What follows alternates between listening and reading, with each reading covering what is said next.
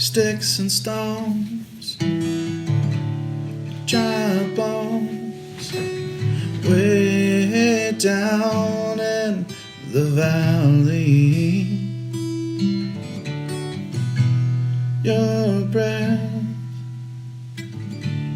conquers death, way down in the valley. Good morning, good afternoon, or good evening, whenever and however you are listening or watching the Valley Life Podcast. My name is Vinnie Hankey. With me today is Mr. Brandon Lockridge, and we are hoping to take theology out of that classroom, out of that stuffy, cobweb-driven, dreary place you think it belongs, and we want to take it to the living room, to the storeroom, to the stockroom, the showroom, the workroom, where Brandon and I have been recently together, the weight room, and even the water closet. That is to say, we want to take good theology and good theologians wherever the people are, because we believe that good theology is beneficial and bad theology hurts people. We have been in the workroom and the weight room together a lot recently. We have been. But not the water closet together. I just want everyone to understand that. We're going to have to be at a baseball game or somewhere with a large water closet. We're somewhere together. Yeah, a public one. Mm-hmm. Anyway. We're in our series called Riled Up. I'm riled up right now. You are. I can see it. I'm so riled up about Ryle. Yes. Riled up with Ryle. Yes. It's an examination of the life and ministry of the Bishop of Liverpool, J.C. Ryle, as recorded in the book A Tender Lion by Bennett Rogers. Mm-hmm. We're looking at the bishop's preaching over these next few episodes. Mm-hmm. And so last episode, we talked about the purpose of preaching, according to Ryle. We looked at the appropriate responses he wanted to elicit as a result of his preaching the gospel of Christ. He wanted to see conversions among the unconverted, decisions among the wavering believers, and then an encouragement and a growth in grace for those who were mature in Christ. Today, we're going to look at the parts of preaching. Yes, indeed. Now, let's start off by mentioning something about his style. So the style that Ryle had was something that was referred to as the crucified style. Do you remember what it said about that? What's the crucified style? Bro, you're going to have to tell me. Okay. Remind me. So it is an interesting name that they are like crucified style. What is that? But it's simple, literally simple and direct. That was Ryle's style. The style of Ryle. The style of Ryle was crucified, simple and direct. Now, if you remember last episode, I had mentioned how he was trained in classical homiletics, the art of argumentation, debate, rhetoric. He had studied the works of Cicero and Aristotle. And Cicero's style was very ornamented, right? It's very elaborate, right? Very big. Performative, yep. Very performative, right? And so Ryle had tried that, and he tried a couple of different styles throughout his time as he was working his way through as a preacher. And then what he came to eventually, what he found the most effective, and a lot of so Ryle, as we mentioned in the last episode, he was very good at knowing his audience. Okay, and so when he had made his sort of his home at I forget what is Helmingham. Helmingham. When he made his home at Helmingham, and he's preaching there. He's preaching to, this is a small congregation. It was about 300 people or so, and simple people, right? And so what he found to be effective, that later on ended up being effective in most situations he found, was that simple, direct style. He wasn't preaching to people who are classically trained in homiletics, right? Classical homiletics. Right, yeah. People who had studied the art of argumentation and oration and rhetoric and all of this stuff, right? He was speaking to simple people And so he found that simple, direct style, that crucified style, it was called, was what worked best. And he was very, very successful with that. And Yeah. so I think I would affirm those same, convictions as a preacher. One, in developing and finding your own style. yeah, I know early on, I tried on a couple different styles of preaching. One was we had a couple pastors at the church I was being mentored and grown up under as a preacher, and I tried on both of their styles. Yeah. And one fit really well, and one fit like I had been dressing in my dad's closet. Yeah. And it's just didn't fit me. And then I think even to my own shame, over the course of listening, as podcasting has gotten large, and listening to the styles of other preachers, picking up little cues, and sometimes finding that when I've listened to a lot of preaching, particularly of a singular preacher, the tone of voice or the pacing will creep into my preaching. Yeah. And so I've actually not done that a lot anymore as I've gotten older and more established as a preacher. And then knowing your audience, knowing who's in your congregation. When I was in the high desert in California, very different socioeconomic climate than here in the Treasure Valley. Very different level of education. A lot of teachers, but not a lot of professors or master level degrees, graduate degrees. A lot of undergrad work, but mostly a lot of blue collar, a lot of service industry folks. And so that kind of that simple, clear, direct preaching was really important. And then moving here to the Treasure Valley, like there are more MDiv degrees than I've ever had in a local church.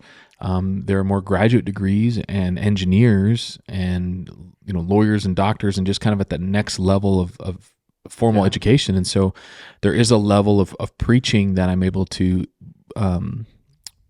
bring into my style here that would not have worked in Victorville, California. Yeah, I can say that the number of academics that we have here in our own congregation it's really incredible, right? Like, and just the fact that we have so many people that can, when you get into theological discussions, really keep up, and they're like smart. Yeah, it's just not saying that the people in the high desert in California weren't smart, but it was a different level. It was just a different level of people, right? Yeah, just even familiar. Different, even just different familiarity with theological concepts. Yeah, with the Bible itself. Yeah. We have a Bible teacher who comes to church here. That's his job, is to professionally teach the Bible to students.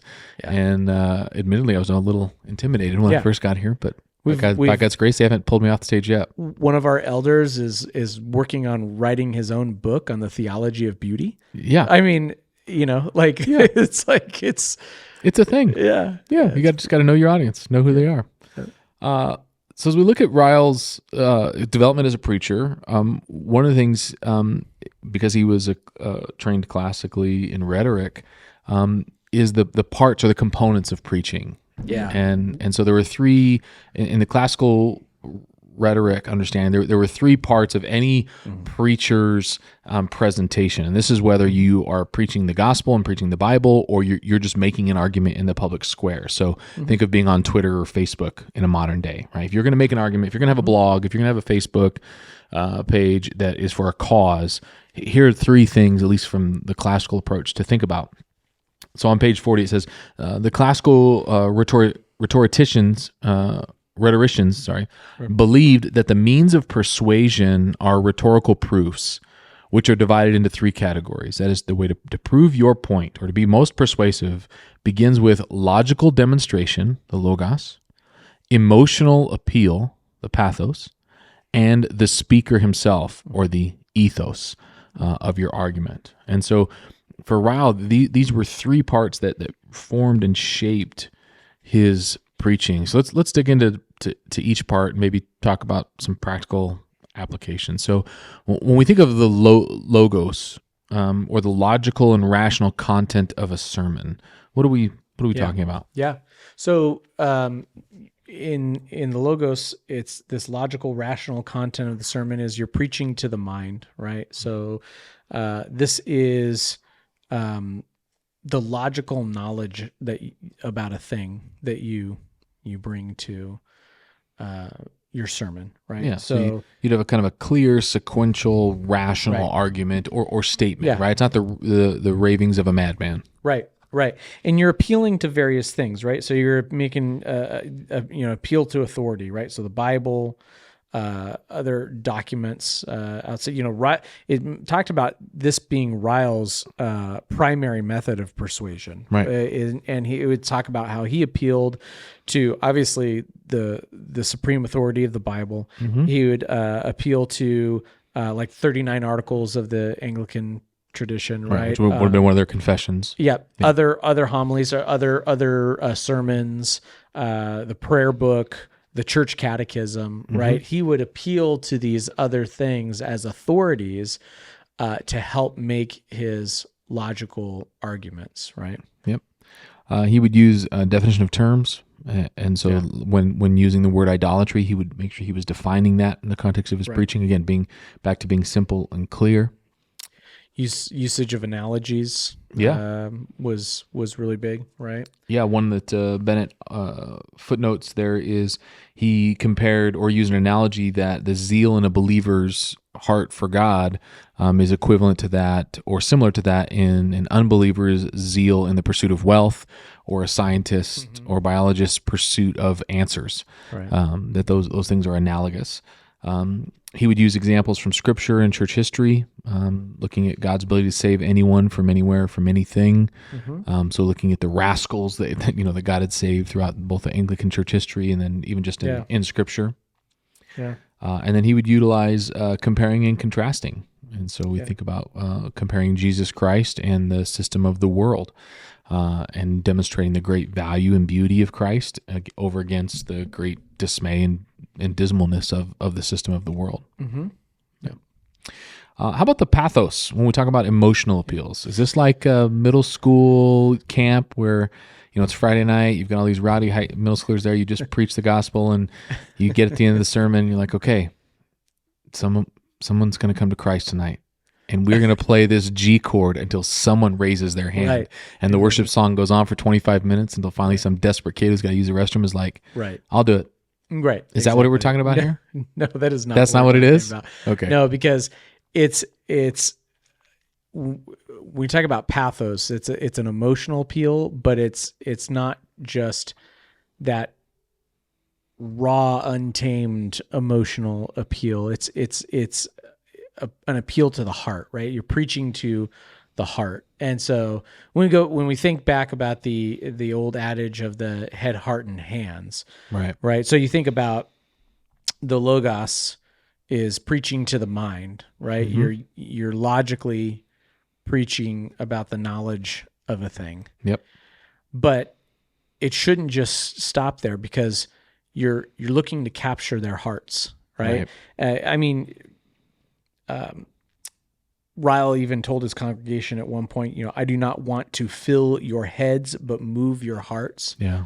Right. If it's just knowledge about a thing, then it's useless, right? If it doesn't move the heart into action, then what good is it? Yeah. And so that was the point of the preaching is, okay, let me give you the logical knowledge and help you to understand this intellectually so that it will affect the emotions of your heart and make you feel something for God. Yep. Right.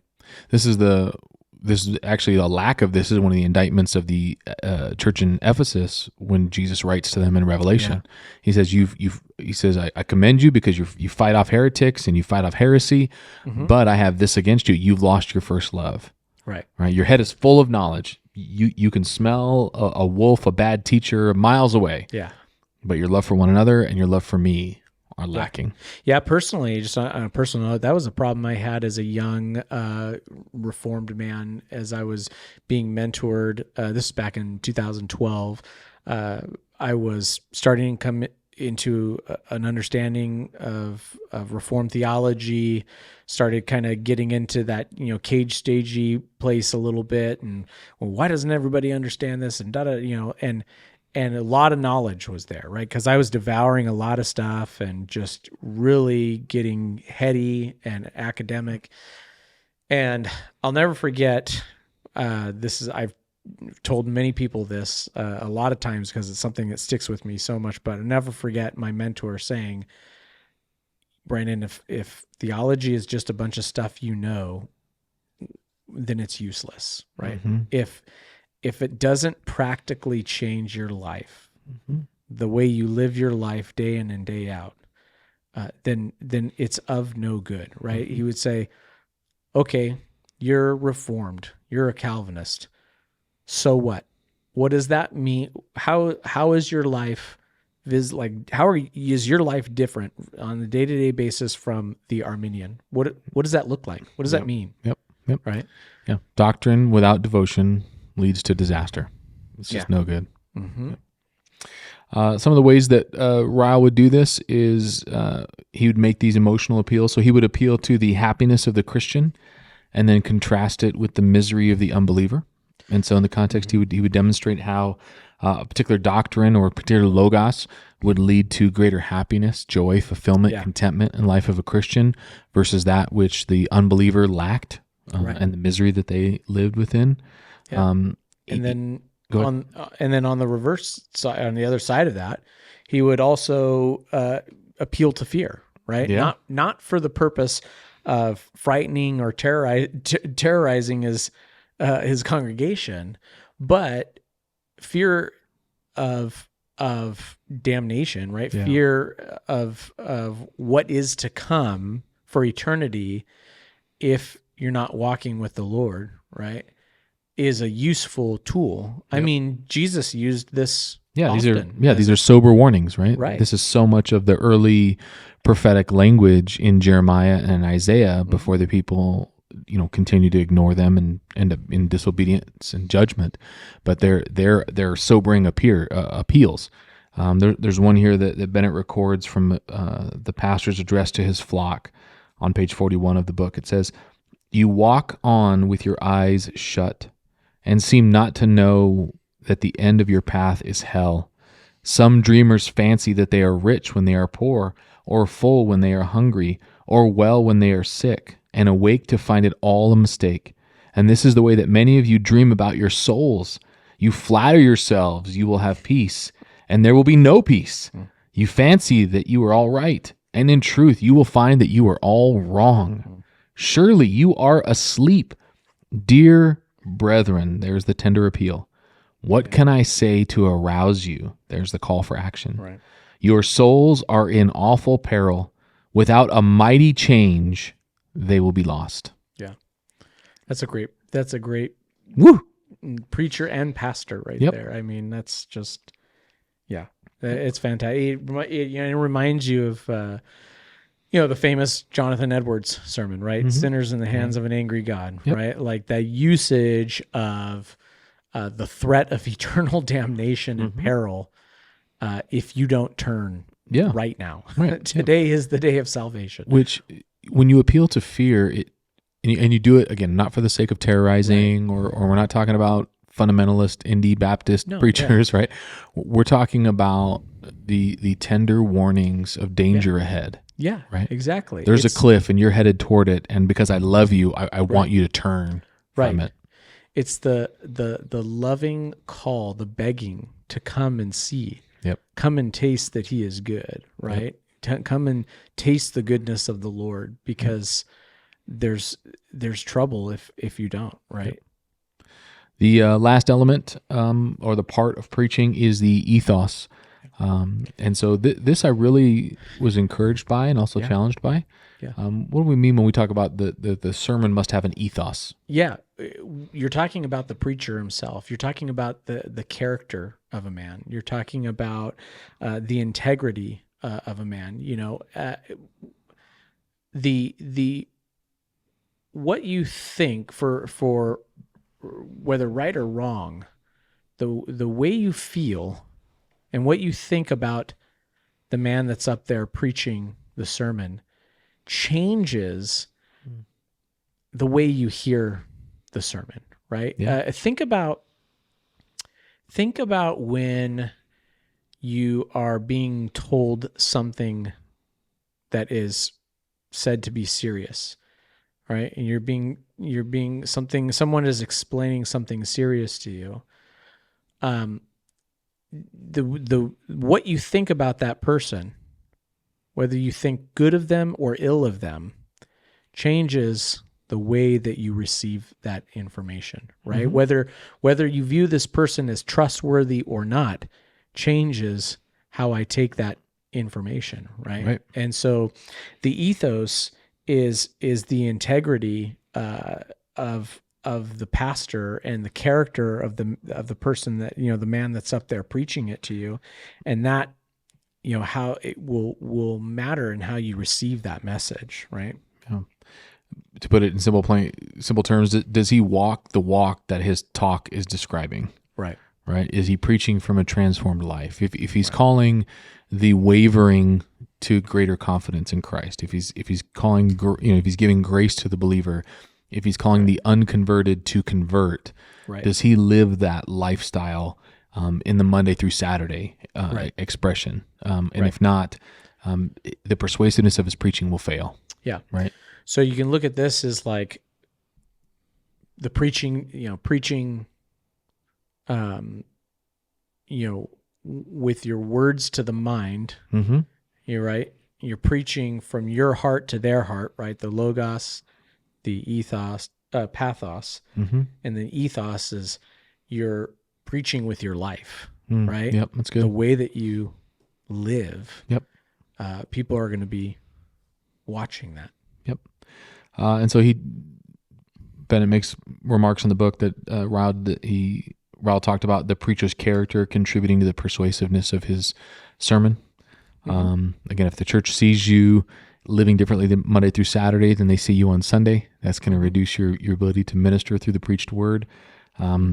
He mentions that there can be expressions of goodwill toward the congregation, and so this is both in the sermon itself. Right. I love you, I care about you, and because I love you and care about you, I'm telling you hard things. Those who would avoid these hard things do not care about you. Those are tender appeals. The posture of the preacher as he's up there, right? Yep. Talking to the congregation, right? Does the preacher look like he loves you? Yeah. Or does he look like he doesn't want to be there? Yeah, it's like legit. You're wasting his time. This is boring. I need to get through this because I've got things to do later today. Yep. Right? Yep. And then lastly is Ryle would make occasionally, so not very often, this was probably the least used device of the ethos is his own personal experience. Yeah. Right. And he wanted to, I'm sure, keep Christ at the center and the scriptures at the center. These aren't personal anecdote stories for the sake of anecdote stories, but these were for sharing his life with Christ, whether they be a struggle or a success as he preached. You know how I know that Ryle, I mean, I don't even have to know a whole lot about Ryle to know that he was Reformed. Do you want to know right off the bat how I know he was Reformed? I do. On page 42, it says, on rare occasions, he even used humor. It's absolutely true. That's how I know he's Reformed. That's right absolutely there. true. That's it. I think the same could be said about my preaching, but not for lack of attempt, but for lack of landing. I thought I was a really funny preacher until Kevin Bailey came here. Oh, Kevin is just... He's so good. And the magic of Kevin is that dry, deadpan delivery. Yes. And I don't even know. I've known a few people like him in my life, and I think, like, how do they do that? Like, how are they so funny and yet just so dry, deadpan? Like, he was raised in Alaska. I think he's so close to Great Britain that he was probably raised on English TV. Was all he could get, and so that's all it is. It's just nothing but English TV. Oh my goodness! And so that's influenced him. Yeah, anyway, he's great. Yeah, and he is. I would say he is a preacher who embodies all three of these. Yeah. Loves the logos, understands the emotional, tender appeals, and is a man who walks with integrity. Well, hey, we're glad you're with us for this Riled Up with Ryle. We hope maybe that this has enticed you to look up some of his preaching, which is available because he preached in the 1800s. Many of it is available online for free. You can look up and read his sermons. Many of his sermons and lectures were turned into tracts that were passed out. In fact, there's one on happiness in the Christian life that I gave away as a Christmas present this last year. It's really excellent, short read, but definitely worth your time and attention. For Mr. Brandon Lockridge, I'm Pastor Vinnie Hankey. This is the Valley Life Podcast. As always, God bless you.